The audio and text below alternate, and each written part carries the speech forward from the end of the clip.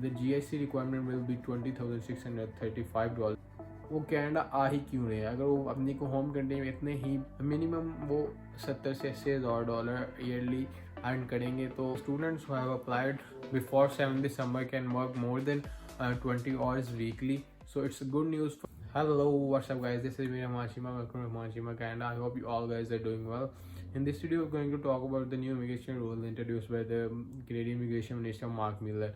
Recently, in an interview, he made few statements regarding international students. The first statement that he made regarding the international student was that the GIC requirement will be $20,635 from January onwards for those students who are willing to come to Canada as an international student, because there are a lot of financial crisis going on. बच्चों को job नहीं मिल रही, rent बहुत ज़्यादा है, grocery की prices बहुत ज़्यादा हो चुकी हैं. And secondly he said that there will be no PGWP extension for those जिनका वर्क परमिट ऑलमोस्ट एक्सपायर होने वाला है, सो उनको PGWP एक्सटेंशन नहीं मिलेगी. थर्डली, जो बच्चे 7 दिसंबर से पहले जिन्होंने वीज़ा अप्लाई किया हुआ है और जो बच्चे 7 दिसंबर से जो बच्चे ऑलरेडी कनाडा में, they will be allowed to work more than 20 hours on their SIN number weekly.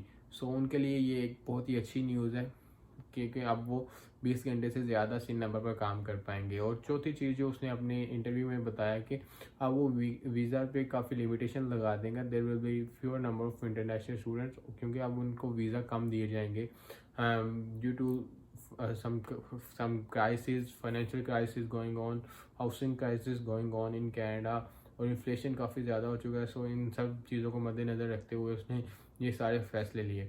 सो अब आज की इस वीडियो में बात करेंगे कि इन सब चीज़ों के क्या क्या इफेक्ट होंगे, क्या प्रोज होंगे, क्या कॉन्स होंगे, और इन सब चीज़ों के हो जाने के बाद भी अगर आप कनाडा आना चाह रहे हो तो ये वीडियो आपके लिए बहुत इंपॉर्टेंट है, क्योंकि इस वीडियो में हम बताएंगे कि अगर आप कनाडा में आ रहे हो 2024 में तो ये आपको क्या चैलेंजेस होंगे. Is it worth moving to Canada in 2024? So आज की इस वीडियो को शुरू करते हैं. I no want to tell you कि आपको कनाडा आना चाहिए कि नहीं. मेरी कोई ऐसी नहीं है. I am just giving my opinion. मैं अपना पर्सपेक्टिव आप तक पहुंचाना चाह रहा हूँ ताकि आप एक अच्छा डिसीजन ले सको और सोच सको कि आपके लिए क्या सही है और क्या गलत है. अब बढ़ते हैं अपने फर्स्ट पॉइंट की तरफ और डिस्कस करते हैं कि जो GIC की रिक्वायरमेंट है जो अब $10,000 से बढ़ाकर $21,000 कर दी गई है, उसके क्या इफेक्ट्स आएंगे जो बच्चे 2024 में Canada as an international student आना चाह रहे हैं.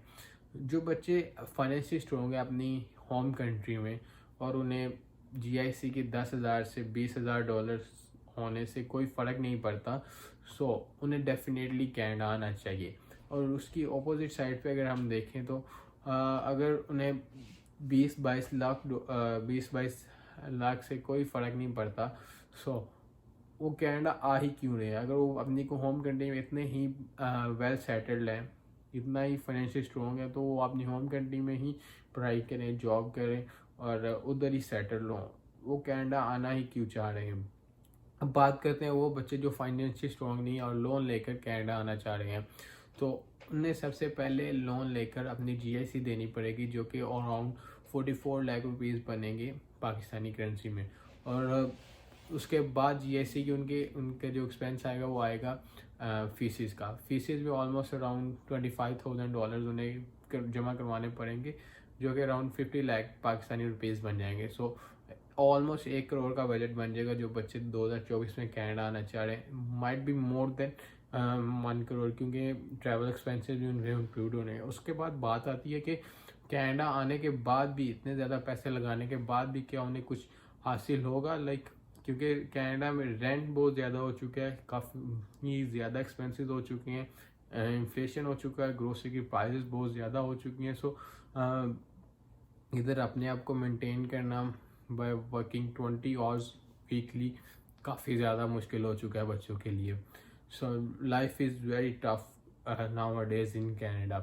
सो अब बात करते हैं कि अगर वो बच्चे मेंटली स्ट्रॉन्ग हैं, डिसिप्लिन है, फोकस है अपने गोल की तरफ कि उन्हें लाइफ में ये अचीव करना है और कनाडा ही सेटल होना चाहते हैं, सो वो बच्चे ही लोन लेकर आए. जो बच्चे बहुत डिसिप्लिन हैं, बहुत सीरियस हैं, एक स्ट्रॉन्ग माइंडसेट के साथ आ रहे हैं कनाडा और कनाडा आके सेटल होना चाह रहे हैं, उन्हीं बच्चों को लोन लेकर कनाडा आना चाहिए ताकि वो आफ्टर स्टडी एक अच्छी जॉब फाइंड कर सकें और अपने लोन भी रीपे कर सकें, घर भी बेच सकें और अपनी इधर एक्सपेंसेस मैनेज कर पाएँ। मिनिमम वो 70 से 80,000 डॉलर ईयरली अर्न करेंगे तो उनका लोन रीपे हो पाएगा, वो अपनी घर बेच पाएंगे और अपने एक्सपेंसेस मैनेज कर पाएंगे। So you have to come with this very strong mindset. जो बच्चे स्पेशली लोन लेकर आ रहे हैं क्योंकि उन्हें लोन भी रीपे करना है, अपने इधर एक्सपेंसेस भी मैनेज करने हैं और घर भी चलाना है। So come with a very strong mindset. अगर हम इस पॉइंट को पॉजिटिव वे में देखें तो, और अगर मुझे कोई कहे कि आप 2024 में कनाडा आओगे कि नहीं, सो अब जीएससी जो 20,000 डॉलर हो चुकी है और उसके बाद जो आप पार्ट टाइम जॉब करके अर्न करोगे मंथली वो होगा ऑलमोस्ट 1,000 डॉलर या 1,100 डॉलर आफ्टर टैक्सेस।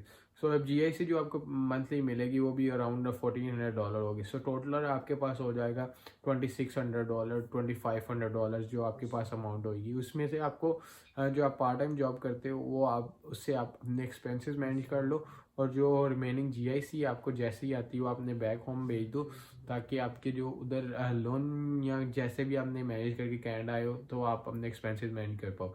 उसके बाद ये भी हो सकता है कि अगर आप जब आपने जीआईसी सबमिट करवाई तब जो रुपीज़ की वैल्यू थी वो थी अराउंड $210, लेकिन जब आप वापस भेजो तो उसकी वैल्यू ज़्यादा हो चुकी है, $220 हो चुकी है। सो वो भी आपको एक बेनिफिट हो सकता है इससे। So again I am saying कि वो ही बच्चे कनाडा हैं जो एक बहुत स्ट्रॉन्ग माइंडसेट से आ रहे हैं, जिनके पास स्किल्स हैं, जो कि आफ्टर स्टडी एक अच्छी अमाउंट हैंडसम अमाउंट अर्न करेंगे और अपने घर वालों को सपोर्ट करेंगे और सारे एक्सपेंसेस मैनेज कर पाएंगे, अपना लोन रिपे करेंगे। सो come with a strong mindset and keep hustling.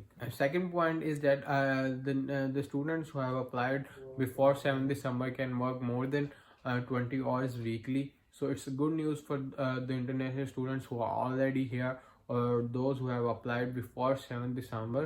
ये एक बहुत अच्छी न्यूज़ है and they can earn more and there is an opportunity of earning more income. और जो वो आपने सेव भी कर सकते हैं and they can manage their expenses within 1,000 if like 500 अगर वो एक लाइक शेयरिंग में रह रहे हो तो 500 उनका रेंट का हो गया, 200 ग्रोसरी का हो गया, 300 ऐसे खर्चा हो गया। So they can manage their expenses within 1,000। वो अपने घर भी बेच सकते हैं, दे कैन सेव, और अगर घर कोई ज़रूरत है घर भी सपोर्ट कर सकते हैं। So there is an big opportunity. और उसमें जो मार्क मिलर ने इंटरव्यू में कहा भी था कि they might extend this policy. So there is a positive statement given by Mark Miller के जो 20 आवर्स वाली पॉलिसी है कि अब बच्चे ज़्यादा काम कर सकते हैं, दे माइट एक्सटेंड दैट, क्योंकि अब बच्चों को काफ़ी ज़्यादा फाइनेंशियली इश्यूज आ रहे हैं। सो ये एक बहुत अच्छी न्यूज़ है। अब बढ़ते हैं अपने तीसरे पॉइंट की तरफ, जो कि अब वो कनाडा के इंटरनेशनल स्टूडेंट वीज़ा पे लिमिटेशंस लग जाएंगी काफ़ी ज़्यादा, क्योंकि उसने कहा कि वो काफ़ी ज़्यादा रिस्ट्रिक्शंस लगाएंगे और there will be fewer number of international students coming to Canada in 2024 due to the housing crisis, due to the rising prices here in Canada, due to the inflation. Population काफ़ी ज़्यादा हो गया, also they have occupied very large spaces, लेकिन Canada के पास बहुत ज़्यादा रकबा है, लेकिन फिर भी वो अपने आप को कंट्रोल करना चाह रहे हैं, अपनी इकोनॉमी को स्टेबलाइज करना चाह रहे हैं ताकि वो आने वाले वक्त में अपनी कंट्री को एक अच्छी पोजीशन पर देखें, अपनी एक अच्छी पोजीशन पर लेके जा सकें। सो दे आर रिस्ट्रिक्टिंग वीज़ा।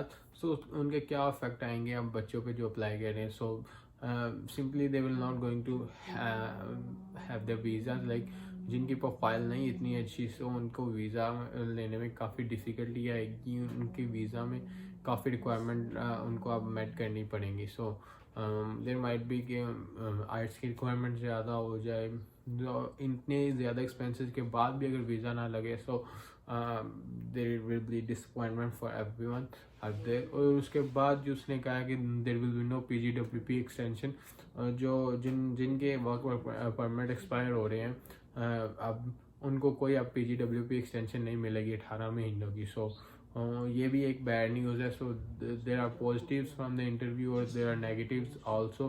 काफ़ी ज़्यादा नेगेटिव स्टेटमेंट भी है, काफ़ी ज़्यादा पॉजिटिव भी हैं। सो अब बात करते हैं कि is it worth moving to Canada in 2024 or not, should you come to Canada in 2024 or not. Because जो आई विल से कि जो बच्चे ऑलरेडी कनाडा आ चुके हैं they are lucky because they can work more और अब like they can earn more so they are lucky. अब वो 10,000 GIC सबमिट करवा के कनाडा आ गए हैं so they are lucky I will say that. और उसके बाद बात करते हैं कि आपको कनाडा आना चाहिए कि नहीं. So there are other options as well. You can go to Australia, England, New Zealand, like there are many options. USA लेकिन कनाडा के मेन एक ही बेनिफिट है कि आपको PR जल्दी मिल जाती है. लेकिन बहुत ज़्यादा एक्सपेंसिव हो चुकी हैं, बहुत ज़्यादा चैलेंजेस फेस करने पड़ेंगे आपको कनाडा आकर. So the life in Canada is not that much easy. So you can make a better decision. अपने आप को अपनी सिचुएशन को एनालाइज करो, अपने घर की अपने हालात देखो सारे और एक अच्छा डिसीजन ले लो.